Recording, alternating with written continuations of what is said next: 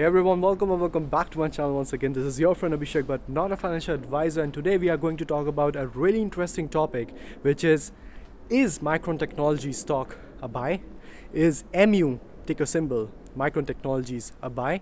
So is Micron Technology a buy after being more than 50% down from its trailing 12 months highs? And the answer we will try to discover in this video. But again guys, this is just my personal opinion and it is not any kind of financial advice, so please do your own due diligence and consider this video as a part of your own due diligence, because I will not go in depth. This is not an in-depth video, but the video will definitely be deep enough to help you guys understand how I evaluate at least the first layer of the business. So how I enter into this evaluation mode of a business, and then if these particular check marks are checked or are green for me, then I go further into the analysis and I then consider the business for my evaluation purposes and therefore making a decision of buy or not to buy. So am I buying Micron Technologies or not? Well, I will try to answer this question as well in this video, so please stick around until the end of the video. And if I am buying, then at what price? Again guys, the answer will be in the video, so stay until the end of the video. Yeah, and one more announcement which I would like to announce in this video is that I have recently opened a new Telegram group where anybody and everybody has the freedom to join and express their point of view and analysis, or give their analysis or ask questions about stock market, cryptocurrency and real estate as well. Because being an expat in Germany, there is a different kind of experience what we face, right? Without the language, without many other things which we don't have in our hands, in our power. So that's what I am going to share with you guys. So feel free to join this Telegram group. I will put the link in the description down below. So the name of the group is Psychology, Money Psychology, because really we have to discover the psychology of money, of how to start investment or how to make our investments even better, those who are already invested into different type of asset classes. So that's it guys, let's jump into the right content. Okay guys, so here we are on Micron Technology. So first let's have a quick look at the price action of Micron Technology, what happened this year. So let's have a look at it. So the stock price went up to $100. It touched $100 in the beginning of year 2022, then it went back to $78. Then it again went back up to almost $100, tried to break this resistance, but it could not. And after hitting this resistance, it just spiraled down and forming a big bearish trend channel. And after that, it went back up to $62 because the Fed came out to be quite bullish regarding the interest rates, but it didn't happen as we expected, as Fed themselves expected. The CPI numbers were quite high. Then it again broke the support level and it formed a new low, and it was at $50. And then it tried to come back again, but again it could not break this resistance, and now we are sitting at $53 at the current market cap of $58 billion. Now all this downward trend for this year for Micron Technology because of the huge strong headwinds, because of the bloated inventories in NAND, D and DRAM, and we'll get onto that topic further in this video. So let's move on. So let's have a quick look at the key data and metrics. And for my opinion, for the first point which I would like to see for a business right now regarding the current market situation is the free cash flow yield. Now the free cash flow yield for Micron Technology is sitting at 5.34%.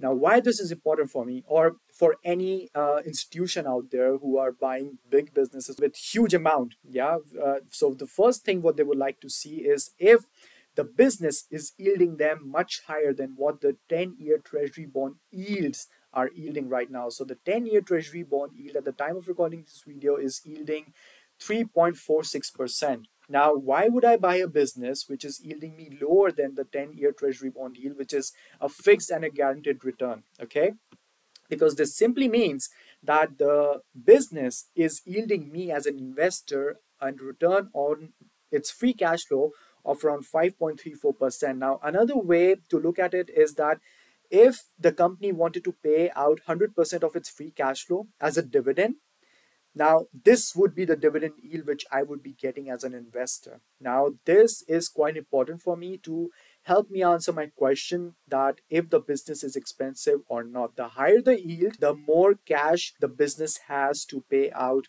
to its shareholders, and that means a much better investment. Okay, so this is the first point which I would like to see in a business, and Micron Technology checks this point for me when it comes to its evaluation. Now, let's move forward. So, now coming on to the evaluation based on free cash flow, since we are talking about free cash flow. So let's have a look at the price free cash flow action in the last 5 years. If we go back, the average price to free cash flow is much higher. But let's talk about from 2015 or 2016 even. And then we will see, because at this point, it actually started to generate quite an impressive amount of free cash flow. So let's take from 2017, let's say, okay. So in the last 5 years, we can see that the average price to free cash flow was at 45. Now, this means that the investors were willing to pay this multiple for its free cash flow, okay. Now, let's go on to the DCF model. So in the DCF model, I have already typed MU here, Micron Technology. I would like to consider free cash flow for my DCF calculation because I don't trust earnings. Earnings can be manipulated. So free cash flow, or the bottom line metric, or the bottom line numbers, are the most organic thing what you can consider when you are calculating your discounted cash flow model. So let's take free cash flow model, and I will take 10 years into projection. Now, of course, 5 years I would not take, in my opinion, because this business might take, or any other semiconductor business might take, at least few quarters to get back to their numbers pre-pandemic, because pandemic was this time when the demand was pretty high. People were staying at home, they were buying phones, they were buying laptops, home office was there, so more demand was there. The pent up demand actually created more competition, and therefore, yeah, but now that demand, same like when the money is printed in excess, then it creates inflation. And now, of course, the same theory can be applied to this business as well. The inventories for DRAMs and NAND, for which Micron Technology is known for, and their business generates the most of its revenue from these two products, and the inventories are quite crazy and the demand has lowered down. So if I would be interested in buying Micron Technology, I would not buy it for just 1 to 2 years. I would like to keep it for next 5 to 6 or even 10 years, because then only I would be able to see much better returns on my investment. Okay. Now, the metric growth rate, I have taken 15%. Now, why I have taken 15%? Because actually business, the cash flow actually grew by over 64% in the last year, but I don't trust this, because this type of growth rate cannot be consistent at all. Yeah, that's why I would be quite conservative. And you will say, Abhi, but from 60 to 15%? Yes, 60 to 50%, because if you see here, right here in the last 5 years, it was like quite chaotic. So in 2018, from 2000 to 17, 2018, they grew by 149%. Then they were down by 59%. Then they almost made no money, so no cash flow. And then they grew by, let's say, 70%, and then 64%. So this is quite chaotic, and that's why I wouldn't trust these numbers, to be honest. So I would just take a conservative approach of 15%, because that's what I think Micron Technology can at least grow with. So now, the shares outstanding has been increasing by 1.5%, but let's be more conservative and let's say that they are diluting the shareholders at a rate of 2%, which is not that good. But if this happens when the company is generating a negative cash flow, they have to follow other financing activities, and most of the companies just dilute shareholders for quick money. Yeah. Now, the price ratio, like we saw here, the average was 45, yeah, in the last 5 years, but I would not take 45. I would not even take 30. I would just take 20. Okay, just taking 20. Now, discount rate, that means the margin which I want is to be 10%. And this shows us that the future stock price could be $190 and the fair value would be around $73, still having an upside potential of over 37%. But let's see how these numbers are coming. So if we go down, this means that $190 would only be true for this business if Micron Technology could generate a cash flow of $12 billion, a free cash flow of $12 billion by the year 2032. Now, is that possible? Well, let's see. So let's open up the calculator quickly. So here we are on the calculator. So let's see if this could be possible, and an upside potential of 255% could be possible. Okay. So Like we said, that to get this stock price with the discounted cash flow model for free cash flow, this business should be able to generate a free cash flow of $12 billion. Now, to generate a free cash flow of $12 billion, let's see how much revenue the business would have to generate. Now, how to do that? Let's go on to the free cash flow margin. So here we are on the margin sheet. So let's see. So the first quarter was 16%, then quarter two almost 15%. I will just round up the numbers. And quarter three, 10%. So quarter four is not out yet, but let's be conservative. Let's say 10% once again. So that would be 10% plus 15% plus 16% plus 10%. Okay. And that would be 51 divided by 4. That would be 12.75, or let's say, just round it up, 13%.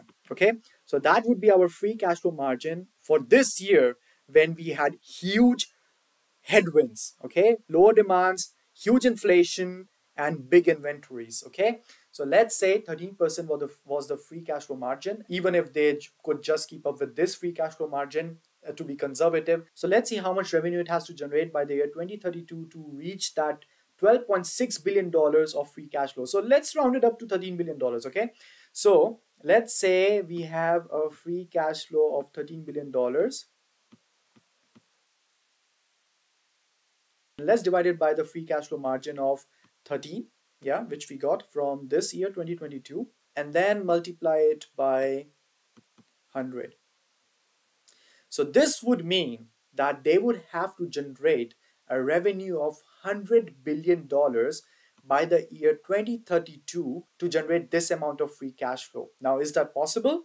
Well, let's have a look. So this is what the analysts are predicting, that by 2030, Micron, with its DRAM and NAND flash as the main business, as the main market, could generate a revenue up to $180 billion. $180 billion. And how much we got? Only $100 billion.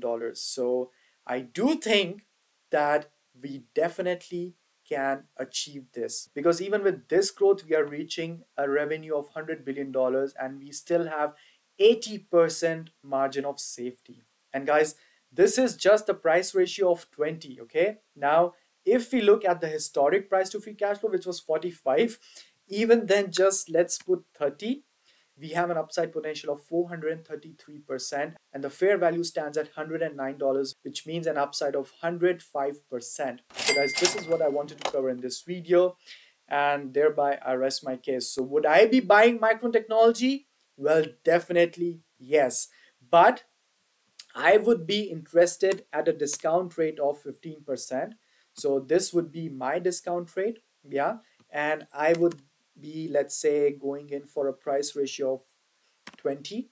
So for me, a fair value would be around $46. So I would be interested in Micron Technology when it falls up to $46, because I want a better margin of safety of around 15%. So that's what I would be really interested in, and that's what I would be aiming for. Now, talking about the headwinds, so yes, we do know that the production of DRAM and NAND memory are relatively similar.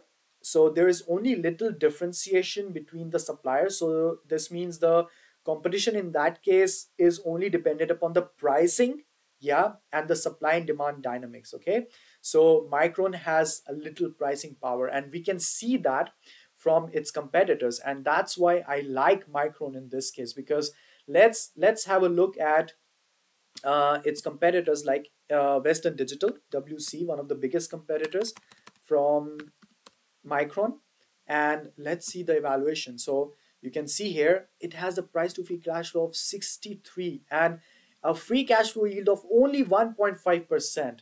Can you see how expensive it is? And the financial score is not that good as well. And then let's talk about Intel. Okay, if you say that Intel is a much bigger brand, yes, let's talk about Intel in that case.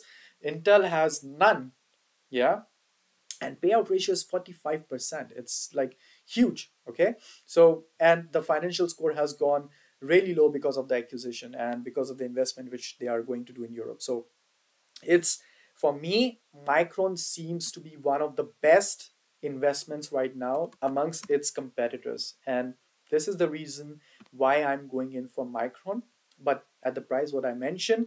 And like I said, competition is based on executing the strategy and research and development effectiveness, which Micron has. And Micron has much better gross profit margins, what we already saw. Now, however, the near-term headwinds arising from excess inventory levels in the industry and slowdown in end customer demand is expected to pressure the margins over the next 2 to 3 quarters. And this is what I expect.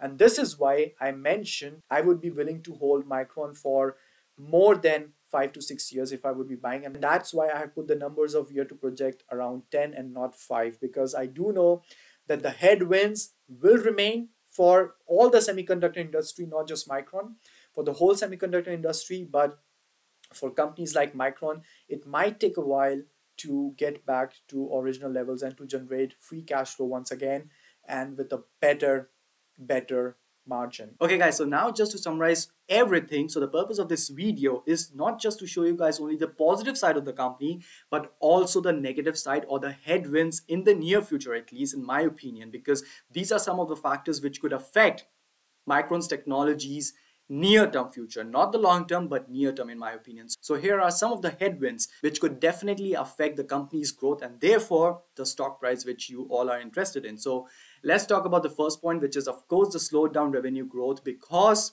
of the slower demand in the coming quarters, or even a whole year 2023, or in my opinion, let's say to be more conservative, 2024 as well. Yeah, because we don't know when the demand will go back to its previous levels. Now the second point is the supply chain issue, which we already are facing since COVID, and now the weak demand has been built up into 2023 as well because of the COVID restrictions in China, which is impacting retail traffic and logistics from Beijing to Shenzhen and Shanghai to Zhengzhou. Now, the third point is lower ASPs for memory, which could further pressure the gross margin, which I already mentioned in the video earlier, which could affect the gross margin of Micron Technology, and not just Micron Technology, like I said, the whole semiconductor industry, and especially Micron's biggest competitor, which is Western Digitals as well. But here I mentioned the word near term because in my opinion, these are some of the headwinds which could only affect this particular company in the near term or in the short term, not in a longer run. Okay, and therefore we could also see that the DRAM and NAND demands could really slow down, and we could already see the effect, that is the projection which has been done for Q4 2022,